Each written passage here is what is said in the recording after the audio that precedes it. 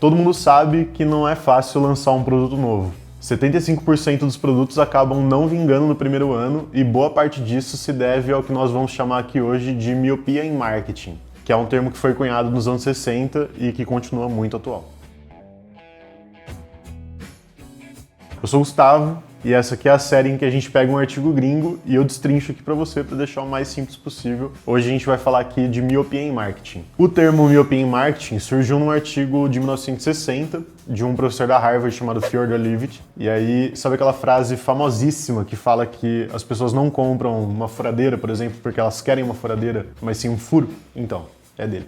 Ele argumentava já naquela época que as empresas focam demais em produzir um produto, enquanto elas deviam estar focando em entender o que os consumidores querem ou o que eles precisam. E mais de 60 anos atrás, ele já dizia que deveria acontecer uma transição das empresas que são product-oriented, ou orientadas por produto, para uma empresa que seja consumer-oriented, ou orientada pelo consumidor. E aqui eu quero fazer um parênteses para contextualizar um pouco a realidade do mundo e do marketing naquela época. As décadas de 50 e 60 foram bastante revolucionárias do ponto de vista do marketing, e muitas coisas que surgiram nesses anos são verdades desde aquela época até hoje em dia. Para começar, em termos de contexto socioeconômico mundial, foi o período em que o mundo finalmente se recuperou do estrago da Segunda Guerra e as pessoas deixaram de consumir só o essencial e passaram a ter um estilo de vida com um pouco mais de qualidade. Então, aqui a gente pode entender como acesso a bens supérfluos. E aí a grande questão aqui é que um bem de consumo essencial se vende praticamente sozinho, enquanto um bem supérfluo precisa de um motivo que até então a pessoa não sabia que existia. Isso cria a necessidade de uma campanha de marketing mais elaborada, além de um produto que seja mais bem pensado. Esse avanço socioeconômico, aliado a tecnologias novas, como a popularização da televisão, por exemplo, deu um espaço que as empresas ainda não tinham experimentado. Além disso, a década de 60 foi a década dos movimentos sociais. Então, o crescimento de movimentos por direitos civis, direitos das mulheres, o fortalecimento da contracultura e, ao mesmo tempo, a intensificação da Guerra Fria forçaram as marcas a conversar com valores mais sociais e culturais. É importante a gente contextualizar isso bem, porque até então o marketing via as pessoas como imutáveis.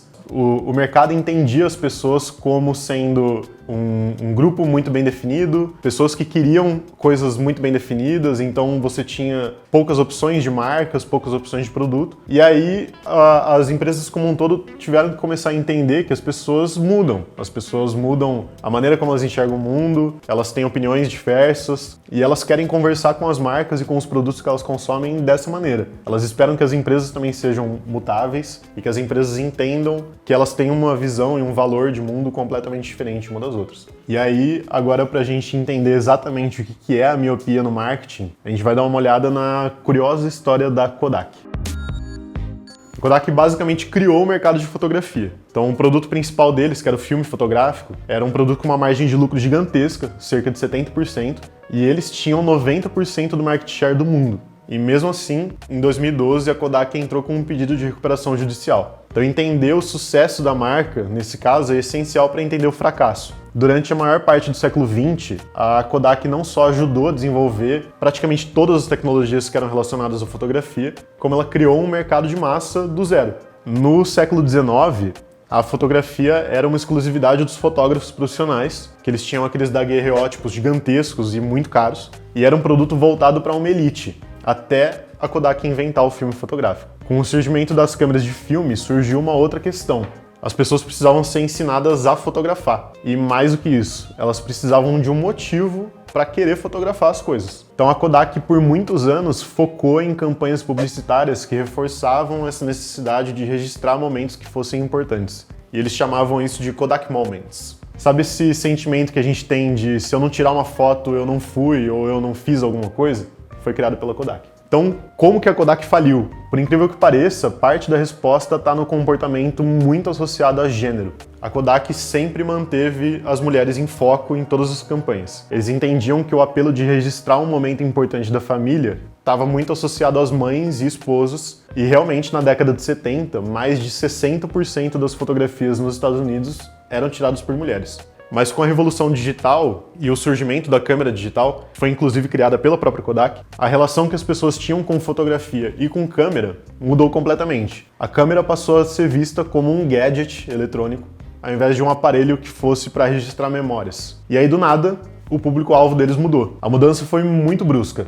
Antes eram 60% do mercado controlado por mulheres e agora 70% são homens. E a Kodak não sabia conversar com esse público novo que eles tinham em mãos porque os homens não tinham interesse em imprimir as fotos, que era isso que a Kodak queria. Eles nunca foram vistos como arquivistas da família. E aí a Kodak, como toda boa empresa, fez exatamente o que a gente espera. Ela ignorou o problema e torceu para que ele fosse embora magicamente. Eles procuraram todas as desculpas possíveis para não acreditar na fotografia digital. Que ela era muito cara, que ela era muito difícil, que ela tinha qualidade muito ruim. E a fé na fotografia analógica deles era tanta que os próprios executivos da Kodak respondiam qualquer pergunta sobre a importância da fotografia com: se a casa de alguém pegar fogo agora, qual que é a primeira coisa que ela salva? Os álbuns de foto. E aí a fotografia estava deixando de ser sobre preservar memórias e passando a ser sobre compartilhar experiências. Passou de um público que era majoritariamente feminino para um público masculino. E a Kodak falhou em entender esse cenário novo, e essa foi a miopia no marketing deles. Ao invés de aceitar a chegada das novas tecnologias,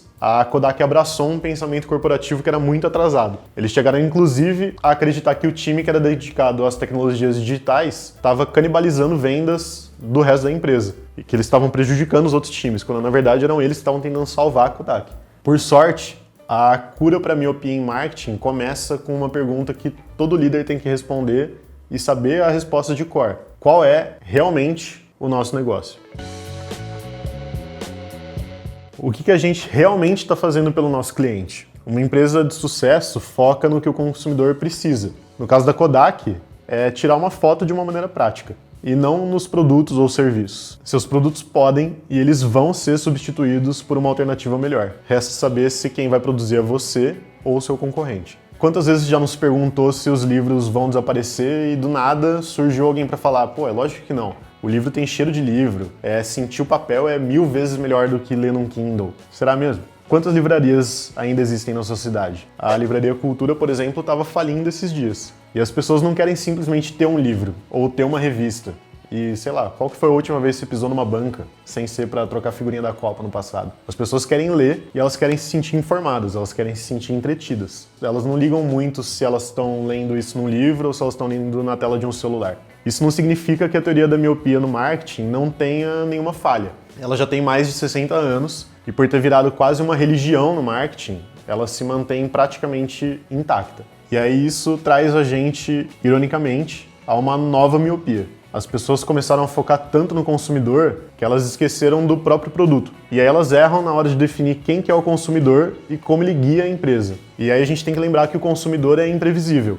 E não existe nenhum cliente ideal. As pessoas têm necessidades diferentes, motivos diferentes, elas têm desejos diferentes. Nessa hora de tentar entender o consumidor tão a fundo, a gente esquece que são vários consumidores diferentes. E o que importa no fim é ter um produto bom que atende seus consumidores médios e foca em resolver uma dor comum a todos eles. De qualquer forma, a miopia em marketing continua tão relevante hoje quanto ela era décadas atrás, e ela te lembra de riscos que você corre se você não atender às necessidades do consumidor. O Fyodor Levitt acreditava que CEO nenhum conseguia prever o futuro e nem devia tentar, na verdade. Mas quando a gente se concentra em atender as necessidades dos clientes e não em vender um produto, e entender realmente em qual mercado você está, fica muito mais fácil se preparar para as adversidades.